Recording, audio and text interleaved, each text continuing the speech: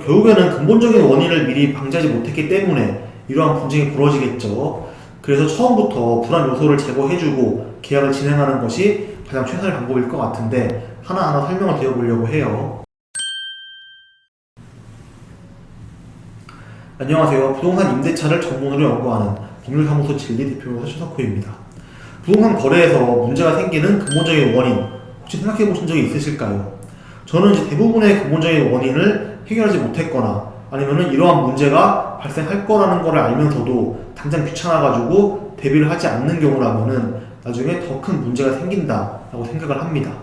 물론 정말 준비를 잘 했어도 타인이 작정하고 자신을 속인다거나 불법 행위를 한다라고 한다면은 문제가 발생할 수밖에 없겠지만요. 오늘은 과연 부동산 거래에서 근본적으로 놓치면 안 되는 것들이 어떤 것이 있는지 그리고 어떤 것이 문제가 될 것인지에 대해서 얘기를 해보려고 합니다. 일단 웬만한 경우에는 집을 계약하려고 할 때 부동산을 방문을 하겠죠. 근데 이제 여기서 생각해 볼 점이 공인중개사의 의무일 것입니다. 그러니까 공인중개사는 공정한 부동산 거래가 이루어질 수 있도록 관리를 해주고 중개 대상물인 부동산에 대해서 관련된 정보를 당사자에게 올바르게 전달하면서도 이로 인해서 발생하는 의무와 책임을 부담하게 됩니다. 근데 요즘 부동산 중개업자가 목적물에 관한 사항을 의도적으로 잘못 전달하거나 숨기는 형태의 사고죄가 많이 발생을 하죠.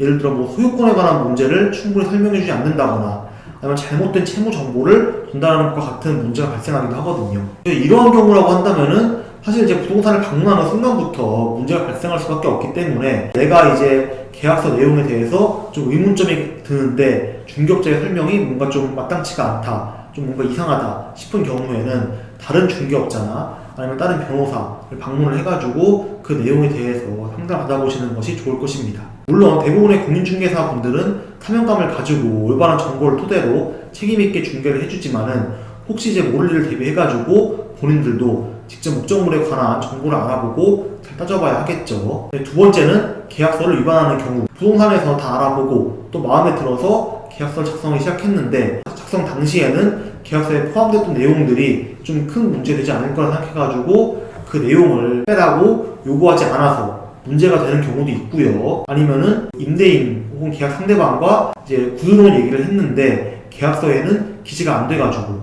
나중에 그 문제가 생겼을 때 상대방에게 거래 책임을 물을 근거가 없는 일도 생기는 경우가 많습니다. 그렇기 때문에 처음 계약서를 작성할 때에는 기본적인 내용과 함께 특약사항에 대해서 매수인과 매도인이 혹은 임대인과 임차인이 충분히 협의해가지고 계약서를 작성하는 것이 좋고, 그다음에 계약서 작성이 완료되었다고 한다면은 해당 내용에 대해서는 반드시 이행을 해야 분쟁을 피할 수 있을 겁니다. 대부분은 짜잘한 내용이라 가지고 구두로 얘기했었는데 계약서에 적지는 않았습니다. 근데 구두계약도 계약이 아닌가요? 라고 얘기를 많이 하는데요. 구두계약도 물론 계약이지만은 그 계약의 위반 사실이 문제가 될 때에는 그러한 계약 사실을 입증할 수 있는 증거가 필요한데 구두계약 같은 경우에는 그런 증거가 없겠죠. 별도의 특약사항을 작성하는 방법 같은 경우에는 오른쪽 상단을 클릭하셔가지고 특약사항 작성 방법에 대해서 한번 보시면은 큰 도움이 될 것 같으니까 한 번씩 보시기를 바랍니다. 이제 세 번째로는 잘 살고 있다가 묵시적갱신이 진행되었을 때, 묵시적갱신이 진행된 상태에서 갑자기 임대인이 전세보증금을 과도하게 올릴 것을 요구한다거나 아니면은 묵시적갱신을 했지만은 계약 해지를 원하는 세입자를 상대로 임대인이 그 해지를 거부하는 상황들이 나타나서 분쟁이 시작되기도 합니다. 이러한 상황을 애초에 만들지 않기 위해서는 우선 묵시적인 갱신보다는 계약갱신 여부를 거래 상대방이 확실하게 통보를 해주고요. 임대인과 임차인이 계약 연장에 대해서 입장을 미리 정리하는 것이 가장 깔끔할 것입니다.